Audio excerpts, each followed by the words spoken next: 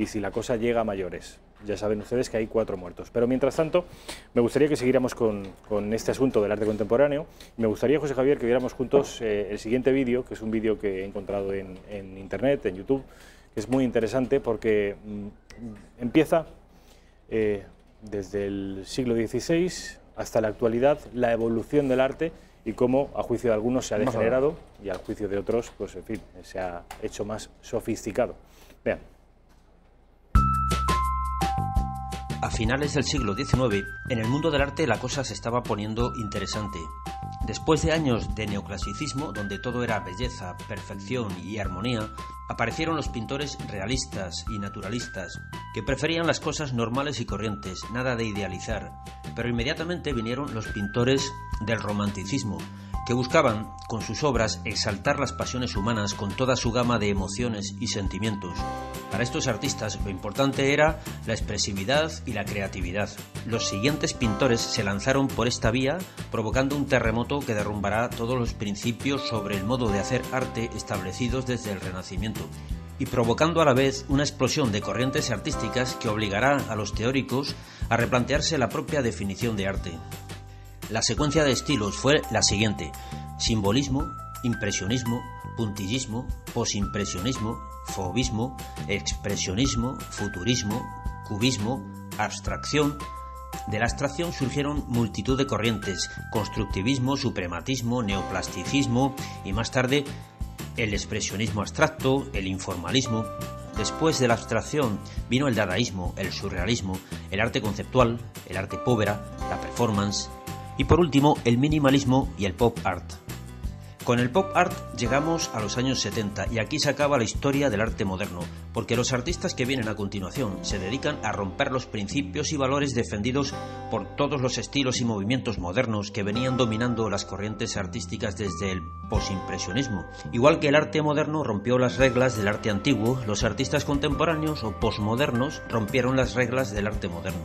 Si analizamos qué es lo que hace un pintor cuando pinta un cuadro, vemos que básicamente la cosa consiste en elegir entre unos colores u otros, disponiéndolos sobre el lienzo, creando diferentes formas y figuras para representar algún tema que le sirva para expresar algo de su mundo interior sobre lo que siente como una especie de necesidad o impulso creativo para comunicárnoslo a todo el mundo, o para expresar algo que alguien le ha encargado que haga y por eso le paga. El artista, para hacer su trabajo, necesita dominar una técnica y conocer las cualidades de los materiales que utiliza. Pero el artista necesita sobre todo la inspiración, que es como el detonante que le proporciona la idea que le permitirá llevar a cabo lo que se ha propuesto. Además, todo artista trabaja con una intención, o incluso con varias intenciones, y la intención del artista al trabajar es lo que más ha ido cambiando a lo largo de la historia, y es lo que va creando diferentes estilos en el arte moderno. Los pintores fauvistas empezaron a poner unos colores alucinantes, salvajes. Los expresionistas se dieron cuenta de que lo más expresivo eran las figuras deformadas y exageradas, que no fueran realistas. Los cubistas descubrieron que las formas y figuras no realistas permitían representar las cosas no como las vemos, sino de montones de formas diferentes. Los futuristas cambiaron el tema de sus cuadros. Quisieron representar el movimiento de las cosas, la transformación y la velocidad de la vida moderna. Los pintores abstractos dieron el salto mortal, decidieron que no iban a representar cosas porque las manchas y los colores tienen suficiente entidad por sí mismas para estar en un cuadro. Los dadaístas decidieron que no iban a pintar más, porque pintar en sí mismo era algo antiguo, que había que superar. Los surrealistas decidieron que iban a pintar lo que les saliera del subconsciente, porque eso de tener que esperar a la inspiración para tener una idea interesante era un mal rollo. De hecho, en los pintores antiguos, estar pendiente de la inspiración para tener una buena idea solía producir melancolía, ansiedad y tendencias suicidas. Pero otros artistas decidieron que lo más importante era tener buenas ideas que comunicar a la gente y que hacer un cuadro o cualquier otra relevante. Así empezó el arte conceptual. Algunos artistas se fijaron en el soporte de la pintura, el lienzo y el bastidor, y comprendieron que eran elementos suficientes para crear obras de arte. Así empezó el minimalismo de los años 60, y también los del arte povera, que eran capaces de hacer obras con un par de zapatos tirados a la basura. Pero claro, el elemento principal en todo este asunto de la pintura era el pintor.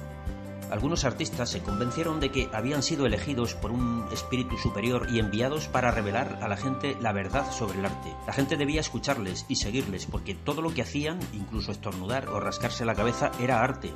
Así empezaron las performances. Y entonces llegó el pop art. Algunos artistas muy listos se dieron cuenta de que había que ofrecer a la gente cosas chulas y bonitas y al alcance de sus bolsillos. Por supuesto, lo que querían era forrarse, una intención tan legítima como cualquier otra. A ver, cualquiera que tenga un poco de psicología se da cuenta de que la gente prefiere que le regalen un ramo de flores y no un saco de cemento. Y lo que los artistas estaban ofreciendo a la gente eran sacos de cemento y pilas de ladrillos. Y aquí se acaba la historia del arte moderno. Seguiremos otro día. Es decir, por supuesto que sigue habiendo artistas que hacen performance ahora mismo, o arte abstracto, o arte conceptual, pero o son unos nostálgicos a los que nadie hace caso, o lo hacen con un sentido y una intención que nada tiene que ver con los artistas modernos. Pero es un buen repaso, sí. Sí, no me negarán ustedes que no es un repaso muy interesante y muy esquematizado, muy sintetizado, pero que yo creo que les puede dar un punto de vista diferente de la idea que tenían ustedes de arte moderno, seguramente. ¿Qué te ha parecido, José Javier? Porque José Javier me iba diciendo, el nombre de cada una de las obras y me decía que esto de la escultura, la arquitectura futurista, que en realidad tenemos legados muy pocas ejemplos de arquitectura futurista. En la arquitectura, desde luego. En la arquitectura hay dos grandes, bueno, hay más, o sea, hay muchas más. Pero hay dos grandes corrientes que han marcado luego a muchísima gente, que es, por una parte, digamos, desde la izquierda, la Bauhaus en Alemania. Bauhaus viene a ser algo así como construcción de viviendas, es lo que quiere decir, ¿no? En los años 20, que luego durante la época de Hitler fue preterida y teóricamente condenada desde el punto de vista ideológico, aunque el arte oficial, mejor dicho, la arquitectura oficial institucional del régimen de Hitler no fue muy distinta. Y por otra parte el futurismo italiano. ¿Cómo se llamaba el arquitecto de Hitler? El que estuvo, Albert Speer.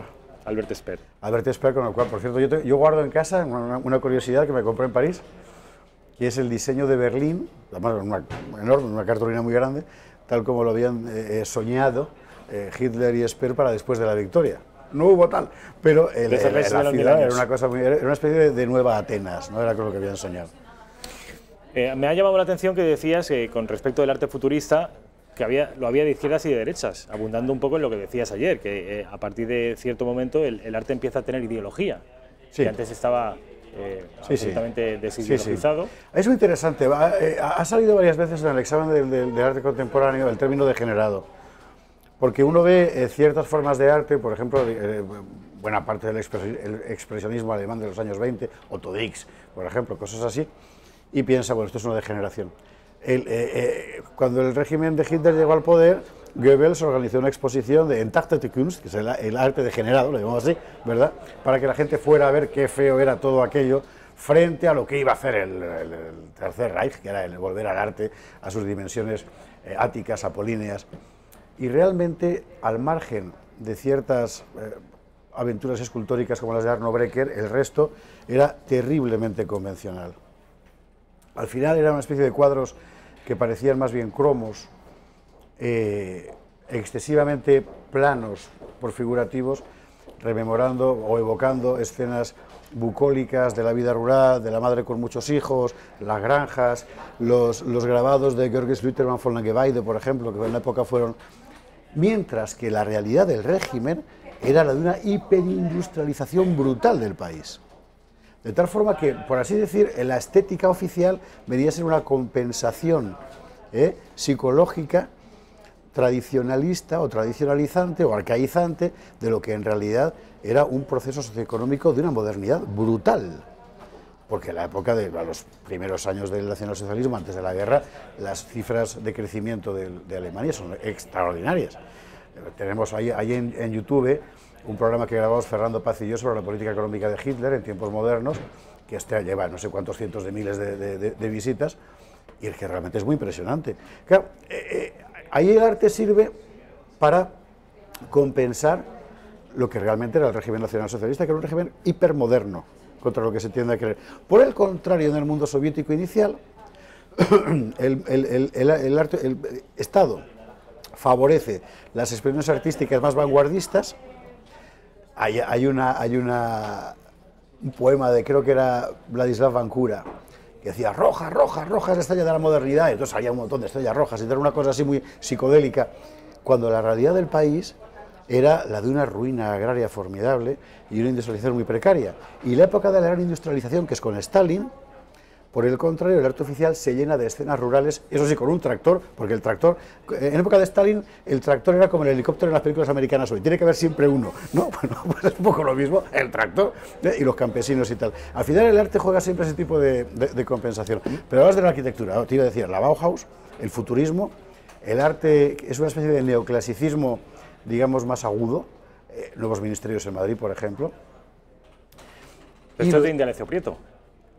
Bueno, es que empieza antes, es que la estética era esa. En los años 30. Claro, el edificio de la Sociedad de Naciones en Ginebra era un poco el mismo perfil.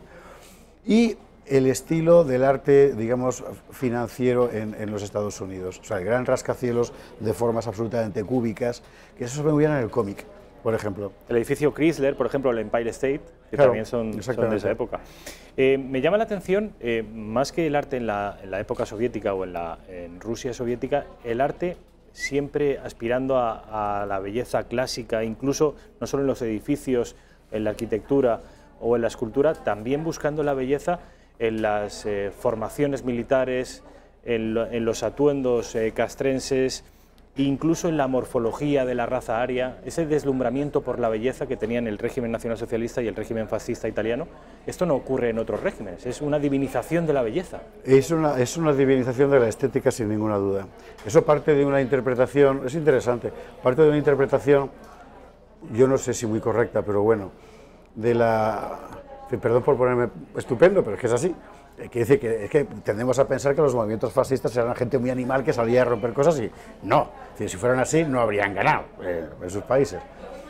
Eran movimientos con un fundamento intelectual muy fuerte que descansaba en buena medida en toda la gran obra de crítica de la modernidad que se prende a partir de Nietzsche. Y en el nacimiento de la tragedia, creo recordar, o la genealogía de la moral, no me acuerdo, de Nietzsche, creo que es el nacimiento de la tragedia, él distingue entre el mundo apolíneo y el mundo dionisíaco. El mundo apolíneo es el mundo de la figura clara, viril, fuerte, luminosa, líneas rectas, líneas claras, y lo dionisíaco, que es el mundo del oscuro, del orgiástico, etcétera, lo brujeril, si tú quieres, ¿no? Bueno, y tanto el fascismo como sobre todo el nacionalsocialismo se identifica estéticamente con el mundo apolíneo.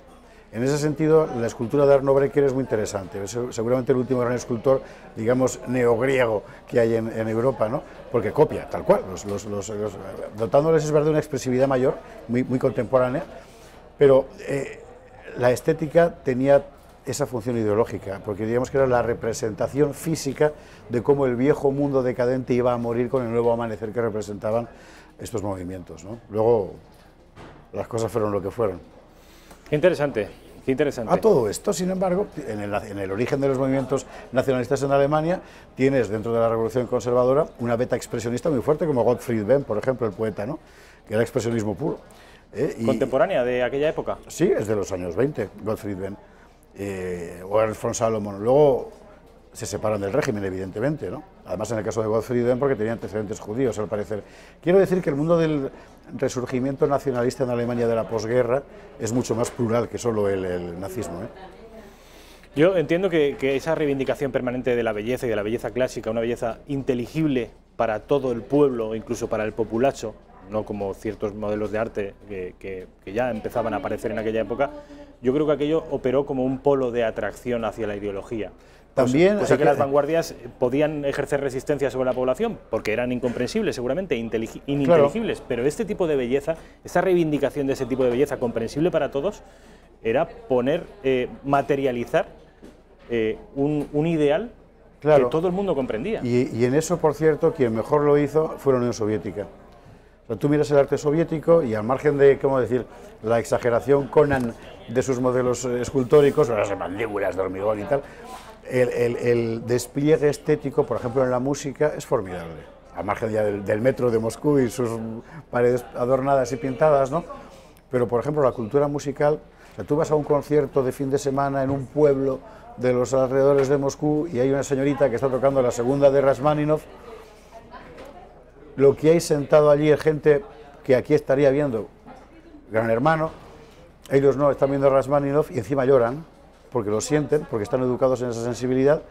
Eso, es decir, el proponer un modelo estético como forma de cohesión social, realmente fue un gran logro de la Unión Soviética, y creo que eso basta ver los nombres fundamentales de cualquier orquesta del mundo hoy, es decir, está lleno de rusos, bielorrusos y ucranianos.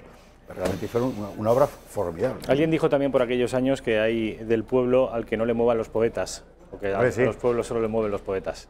Pues efectivamente. Fue José Antonio Priego de Rivera, no te voy a decirlo porque como está tan políticamente correcto... No otra cosa, no se puede citar a ese hombre, José Javier, no se puede citar. Porque, pues, no otra cosa es lo que estamos viendo, mover a los pueblos mediante la poesía, mediante la música, mediante la arquitectura o la pintura.